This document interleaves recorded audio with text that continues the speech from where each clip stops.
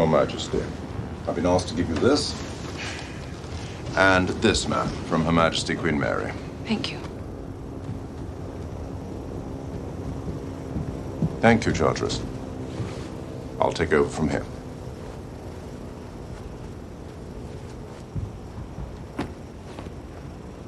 Thank you, Martin. Thank you, sir.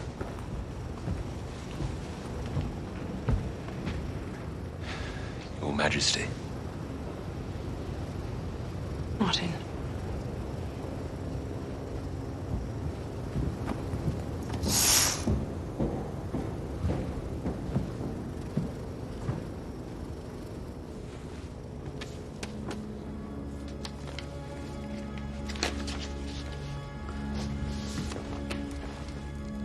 Dearest Lilibet, I know how you loved your papa, my son. And I know you will be as devastated as I am by this loss. But you must put those sentiments to one side now, for duty calls. The grief for your father's death will be felt far and wide. Your people will need your strength and leadership.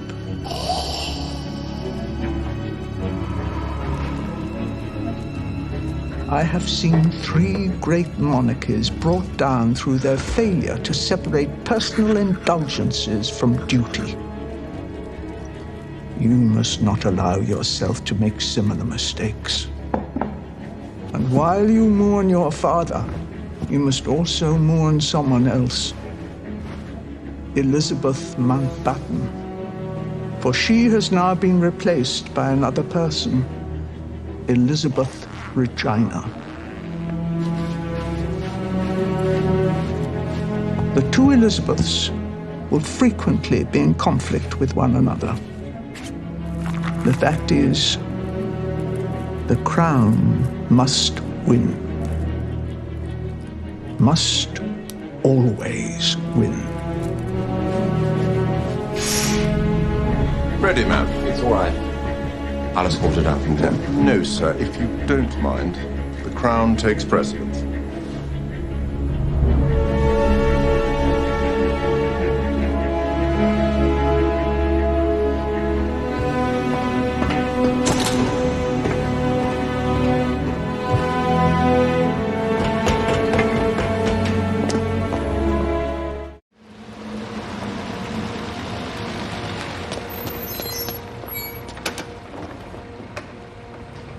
Ma'am, the word has reached me that it is your desire that you and your children keep your husband's name, Mountbatten.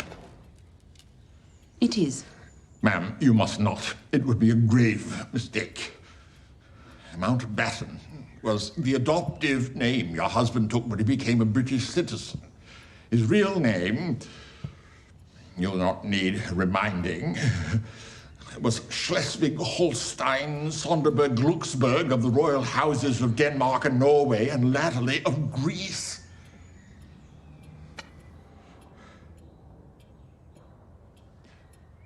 I am an old man. Many have questioned my relevance, whether I still have something to offer in public life. The answer is I have, which is to leave in place a sovereign prepared for office, equipped, armed for her duty. Great things have happened to this country under the scepters of her queens, and you should be no exception. Yes, I am queen, but I am also a woman and a wife to a man whose pride and whose strength are in part what attracted me to him. I want to be in a successful marriage. And I would argue stability under this roof might even be in the national interest. Had you considered that? Very well, I will discuss it with Cabinet. No. You will inform the Cabinet, Prime Minister. That is the favor you will do me in return for one I'm already doing you.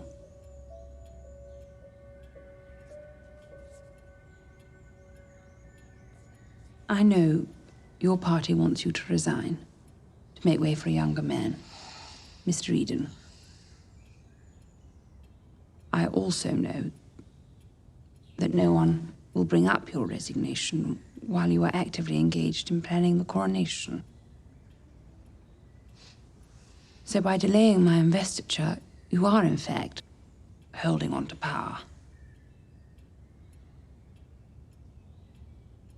In which case, I would suggest you are somewhat in my debt.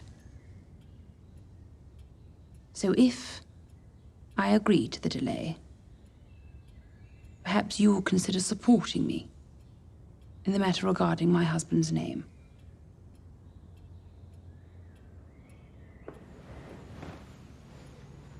And perhaps you could also inform Cabinet that my husband and I intend to stay here at Clarence House.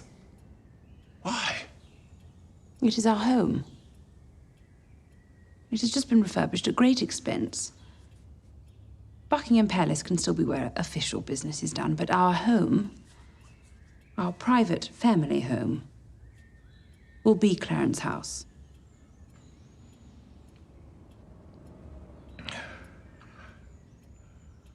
Very well.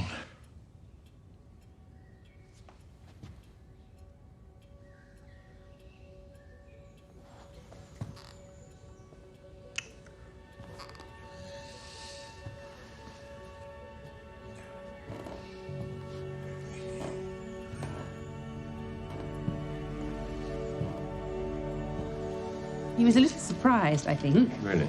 I dare express any view at all. Papa was always putty in his hands. I think one should start as one means to continue. Absolutely. Put a marker down. Quite. Draw a line in the sand.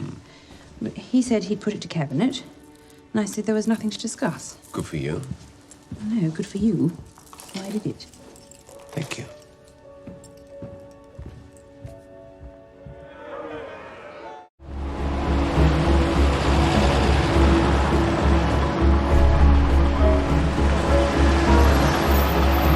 Great Chamberlain, the Lord Chamberlain, the Marshal of the Diplomatic Corps, and the Comptroller, Your Majesty. I've asked you to join me because I've made a decision regarding the Coronation Committee, which is that I would like my husband to be the chairman of that committee.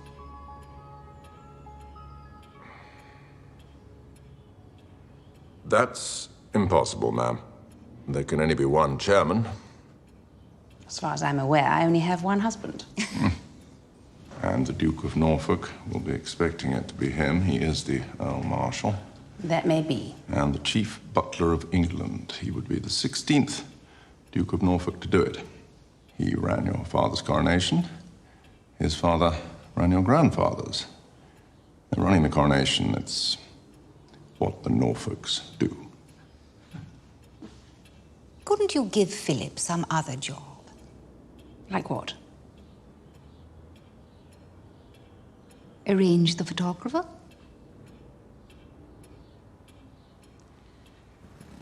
The chairmanship is what he wants, with full autonomy.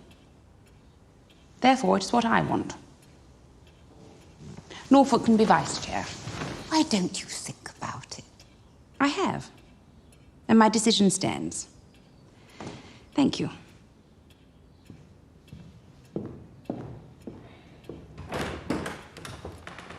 Of course, the Duke of Norfolk will be furious.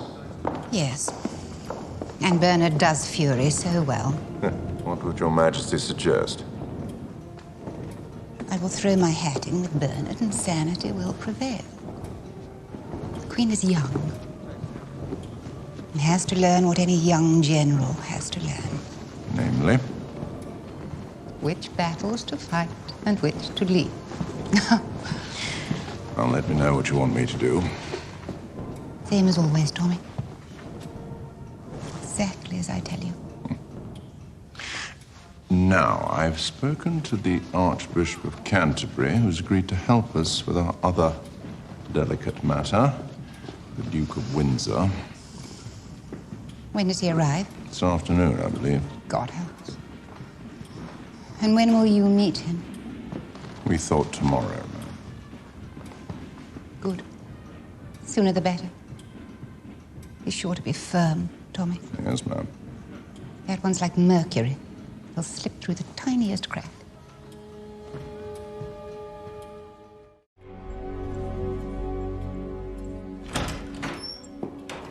There you are.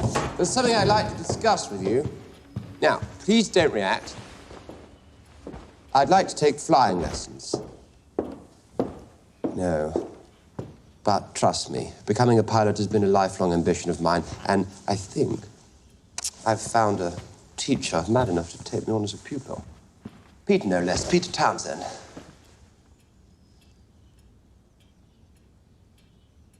What's the matter?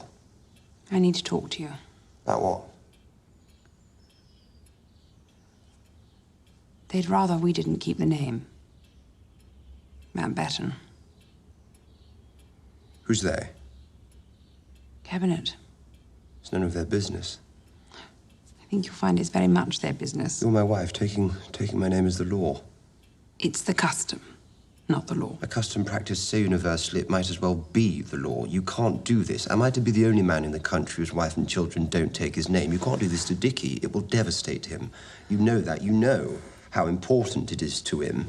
I've told him the Royal House Mountbatten is in the bag. Well, that was a mistake. It's not. The name has to be Windsor. For stability. There's more. Clarence House. Our home? What about it? We have to give it up. The home of the Sovereign of the United Kingdom is Buckingham Palace. Says who? Me. I thought you hated that place. I do. We all do. Then why go along with it? Because that's the overwhelming advice. But that's the point, Elizabeth. It's just advice. It doesn't mean that you have to act on it. When it comes from the government, you do.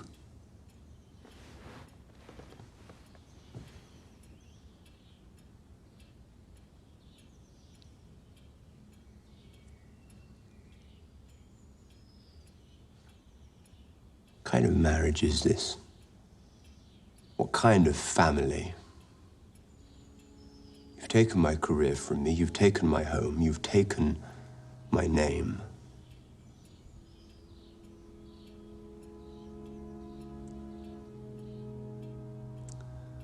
I thought we were in this together.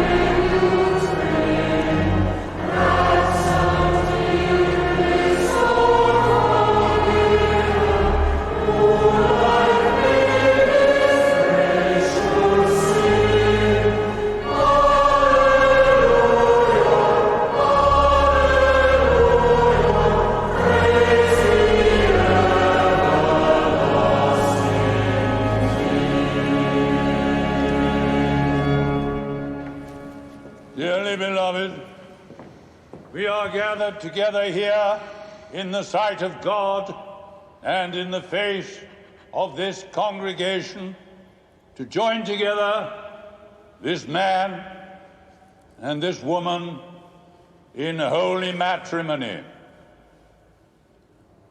Who giveth this woman to be married to this man?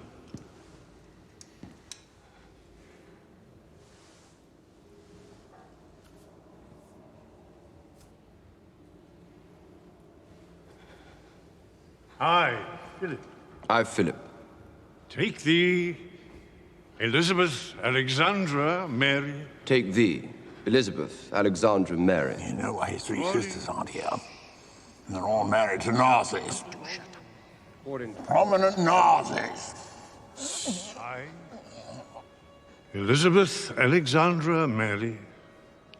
I, Elizabeth Alexandra Mary. Take thee, Philip. Take thee, Philip. To my wedded husband. To my wedded husband. To have and to hold.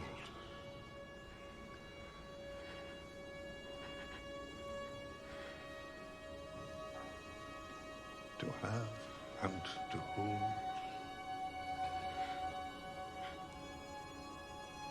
To have and to hold. From this day forward. From this day forward. For better, for worse. For better, for worse. For richer, for poorer. For richer, for poorer. In sickness and in health. In sickness and in health. To love. And to cherish. And to obey. Obey? She insisted. It was discussed.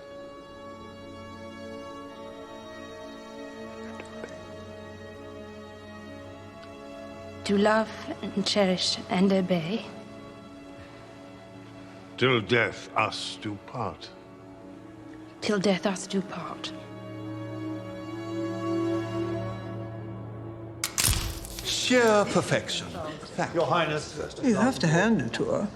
It's quite a victory. There wasn't a single person supported the match. Not a single ally at court or in government. Yet here we all are. Utterly divine. May we have the groom's family, please? She turned us all on our heads and barely opened her mouth in the process. You overestimate her. You underestimate her. Well, in the past 48 hours, reality has sunk in with Philip's family. Would you look at the mother? Just take a moment, everyone. Just out of a sanatorium, I heard. Dressed as a nun. Are we ready? A nun. To me, please. Are we ready? Quite magnificent. Thank you, thank you.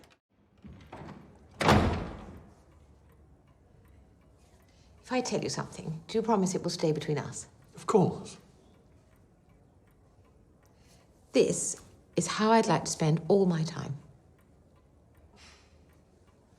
Owning horses, breeding horses, racing horses. It's what makes me truly happy. And I actually think it's what I was born to do, until the other thing came along.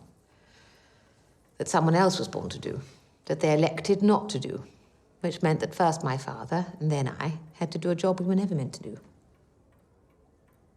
Well, you've managed to make it look like the other thing is the only thing you were ever meant to do. You're kind. But it isn't.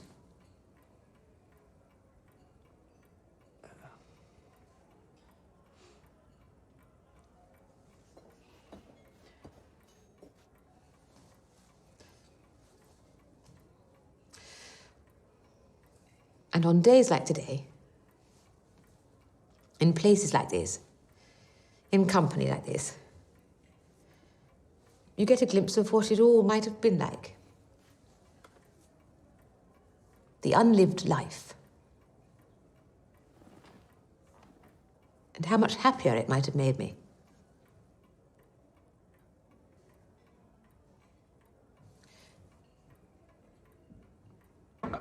Not now! Oh dear, did I just snap? Slightly. I shall have to grovel now. No, it's all right. He'll understand. I'm so sorry, Your Majesty. Yes, all right. I'm coming. Honestly, only Dickie.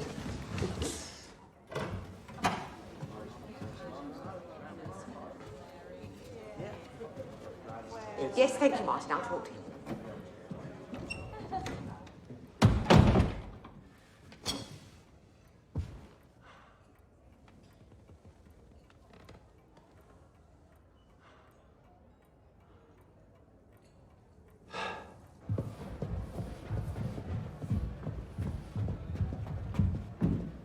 Majesty.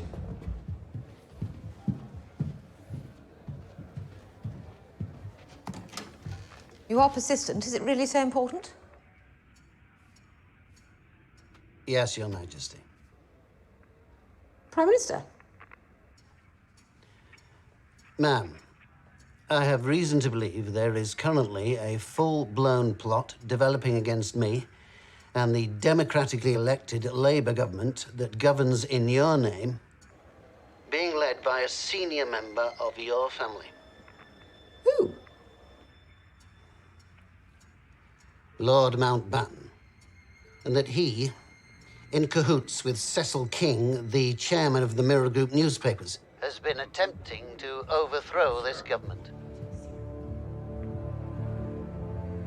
Now, I feel compelled to remind Your Majesty that tolerance of the royal family is hanging by a thread as it is. Now, throughout my time in office, I have done my level best to protect you. But if members of the royal family were to interfere with the political business of the day, I would be left with no option but to side with the Republican elements of my cabinet, which I have successfully controlled until now, and take steps. Leave it with me, Prime Minister. Your Majesty.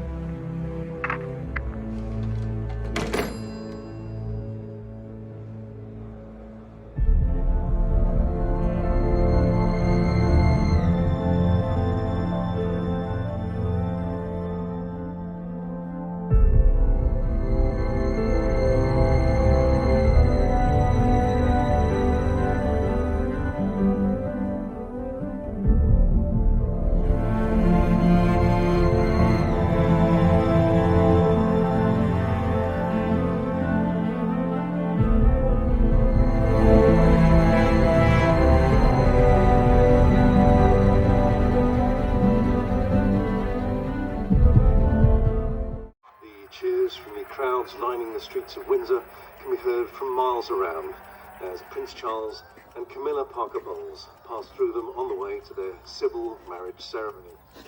Wonderful scenes here as the royal couple smiles and waves to the hundreds of well-wishers who've been waiting since dawn to get the best view of the happy couple.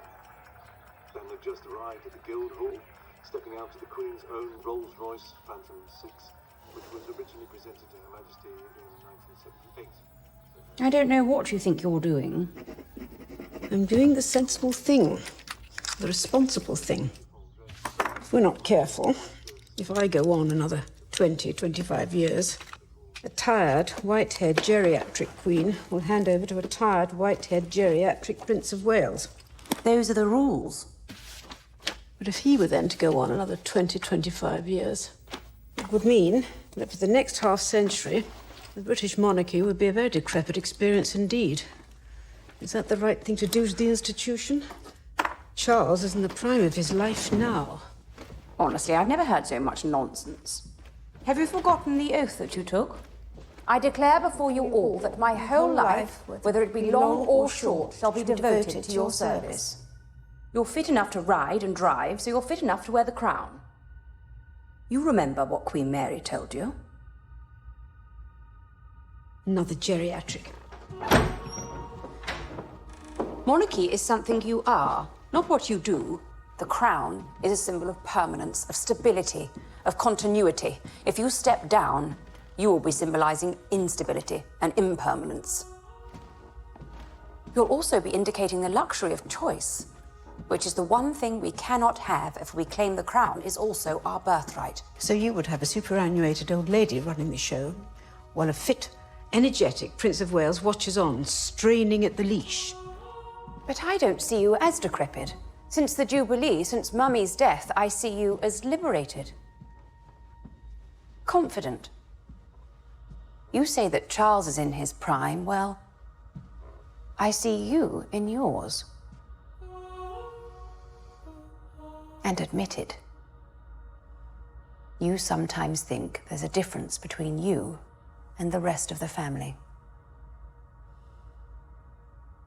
Yes. It comes naturally to you. They all seem to make such a mess of it. I didn't say that. No, but you've thought it. Privately. And with good reason. This system is a dreadful thing to inflict upon people. It's not natural. It's not fair. It's not kind. But you seem to thrive in it. And more importantly, it seems to thrive under you. So shouldn't you stay for every single day that you can?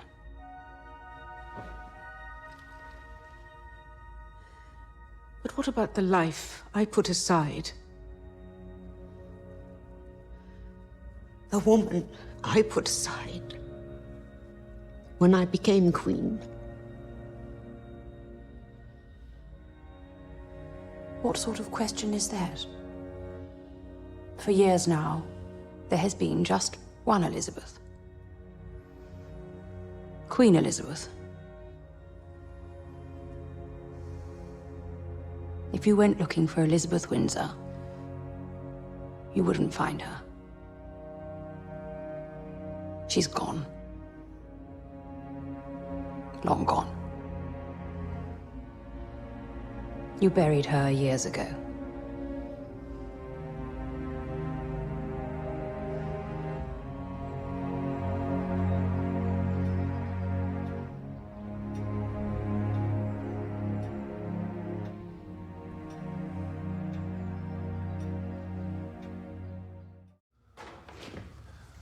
Was the open door an invitation? Not that sort of invitation. I was hoping we might talk.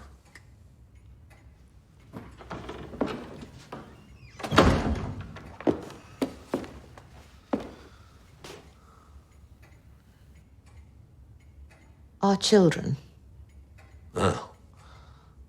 Have you reached a conclusion? After all the little confidential lunches, one by one? Oh, you find out? They all rang me, utterly perplexed, wondering what on earth you were up to. The conclusion I've come to is that it's our children that are lost, not the Prime Minister's. Each in their own deserts. Anne's not lost. Her marriage is. All right. Edward's not lost. I disagree. He seems entirely lost, and bullied, and vengeful. I'll concede that Charles is lost, but he always has been. And as for Andrew... Your favorite.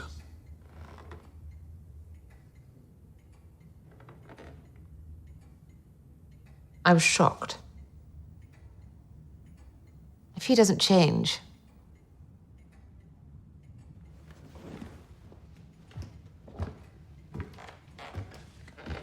What does that say about us as parents?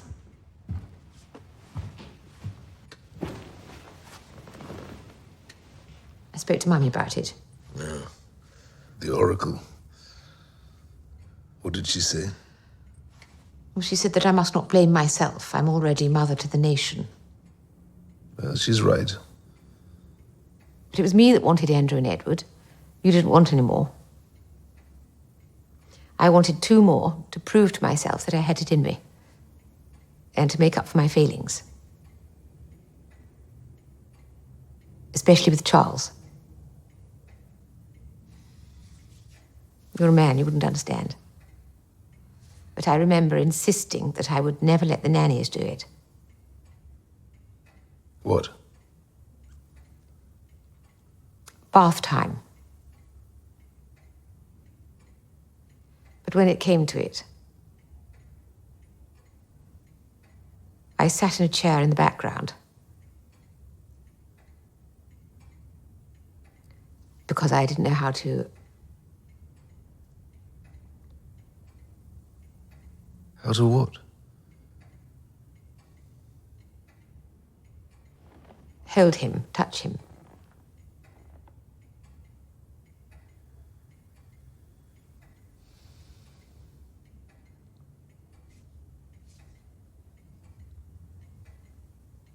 Okay, look at me.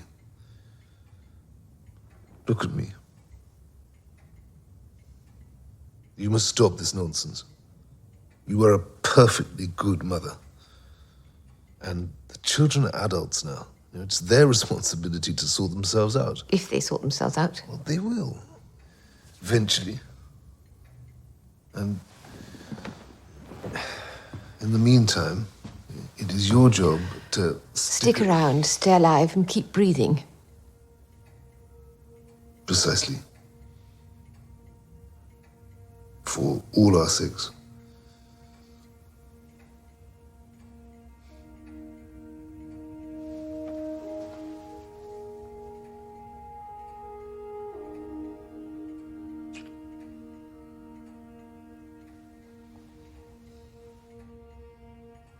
Get some rest.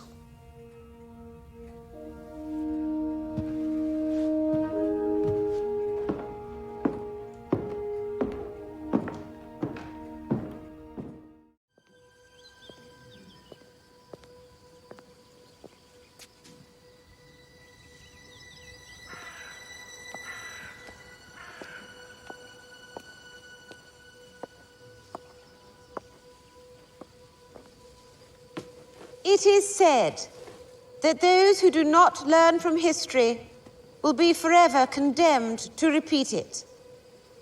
Though we have lived through times of conflict, our two countries share an ancient relationship. Let us not forget our deeper bonds, our sense of common purpose, on which can be built a new partnership, a new entente. Joined together in this august European enterprise, a great adventure lies ahead. Monsieur le Président, l'union fait la force.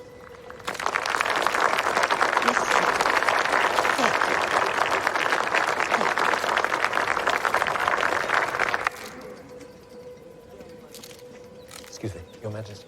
Excuse me. We've had a message concerning His Royal Highness, the Duke of Windsor. I think we're close to the end. Thank you.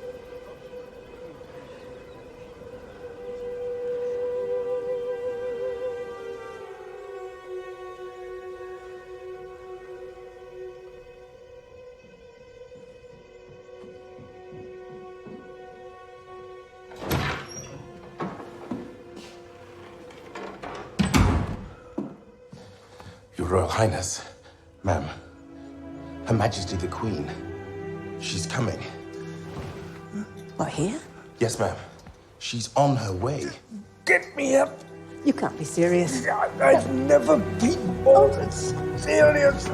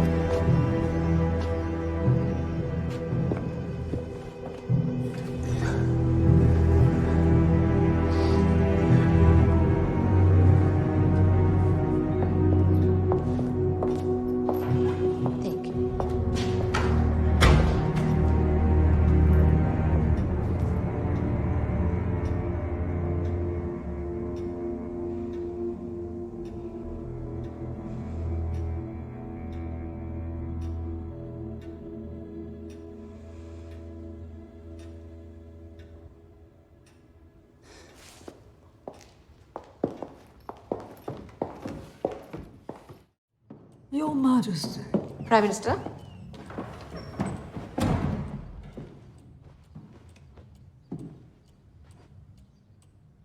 Before coming today, I checked with the Cabinet Secretary, and it turns out that in the 7 years I have been Prime Minister, we have had 164 audiences, always the model of cordiality, productivity, and mutual respect. So it is perhaps not unreasonable to expect an isolated hiccup. What hiccup? I was under the impression that Her Majesty never expressed her political views in public. I don't. That there was an unbreakable code of silence between Sovereign and First Minister. If you're referring to the Sunday Times, I've always advised my Prime Ministers against reading the newspapers. I don't, ma'am. They misunderstand, misquote, and misrepresent. Then everybody gets into a fluster. But my press secretary does. And he has working relationships with all of the editors, and the editor, in this case, assured him that the sources were unimpeachable, close to the Queen, unprecedentedly close.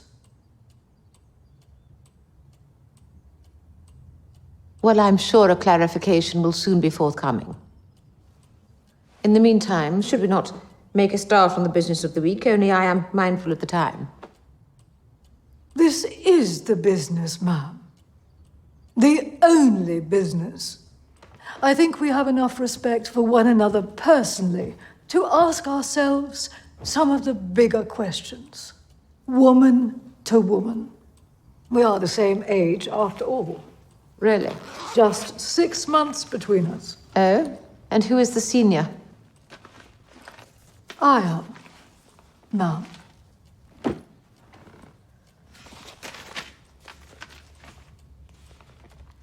Uncaring, confrontational, and socially divisive.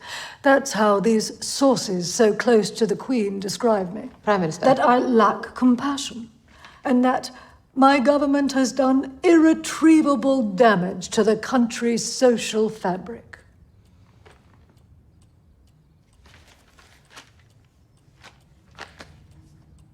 My responsibility for the time I have in office is to put sentimentality to one side and look after this country's interest with the perspective of a cold balance sheet. And while I greatly admire your sense of fairness and compassion for those less fortunate than us... Do you, really? Let us not forget that of the two of us, I am the one from a small street in an irrelevant town, with a father who could not bequeath me a title or a commonwealth, but only grit, good sense, and determination.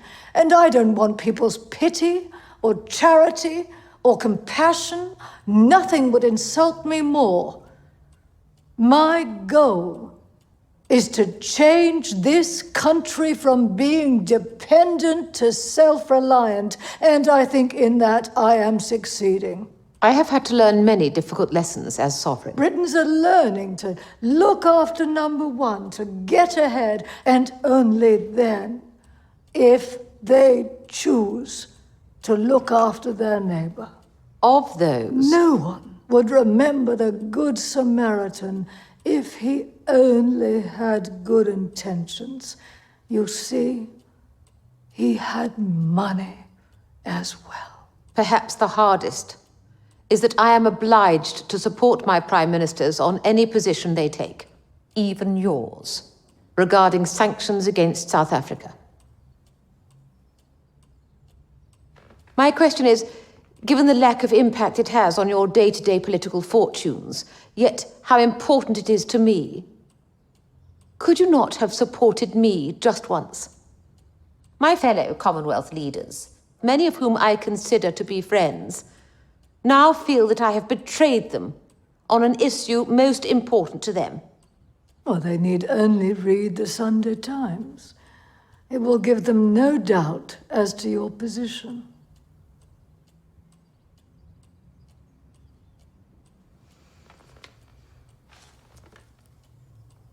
Oh, look, our time is up. How it flies. Isn't this heaven? If you say so. I do. Tucked away in the country.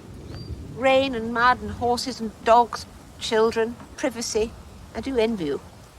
Well, it's not quite the Eden you imagine. For a start, there isn't privacy. They are there. Wherever I go. Who? Journalists. Photographers who just got it in for me. Bastards. Well, if you will keep calling them that. I told them to naff off. Once. And can you blame me? They're so mean to me all the time. I'm pretty low-key, as you know. I don't want praise or attention or thanks. But I'm only human. Sometimes even a pit pony needs a pat on the head. I know the feeling. It's not easy. Working in the heat and squalor of a third-world country, doing real work for real charities. But do I get as much as a mention in any newspaper? Or a thank you? Do I heck? And yet all she has to do is put on a frock, and she's all over all the front pages, and everyone's falling over in shock at how wonderful she is. Who? Her. Diana. The only other young female in the family, yes. Against whom I am now always compared. Lovely her, dumpy me. Smiling her, grumpy me. Charming her, awful me. And the constant questions about my marriage all the time. About Mark. Yes, how is Mark? That's it, exactly like that. How is Mark? Mark's fine. I'm fine. The children are fine. Well, I'm happy to hear that. Only there has been talk. I thought you didn't listen to talk. And a meeting recently with Commander Trestrail. Who? Head of the Royal Protection Branch. He felt compelled to mention rumours about a Sergeant Cross and the two of you being intimate. And in light of these rumours, Scotland Yard has recommended his transfer back to desk duties in Croydon.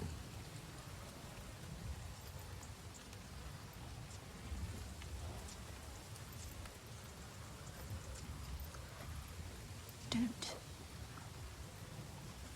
do that to me.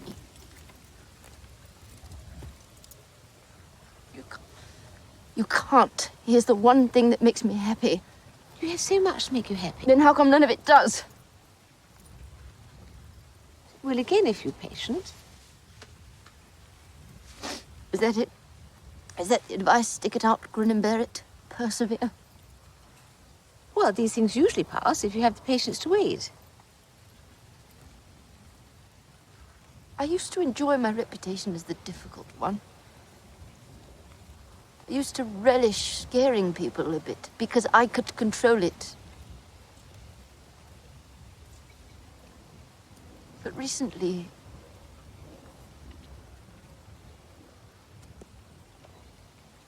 I'm the one who's scared. Because it started to feel more like it controls me. And it's changed. It's not just feeling angry, but a kind of recklessness. Or I just want to smash it all up. That will pass too.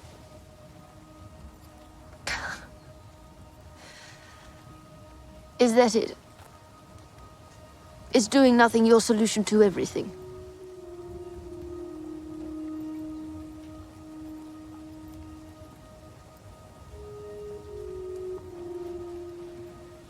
Let's go. Yes. Sorry, I mustn't keep you. I know you have things to do. You'll find your way back? Yes.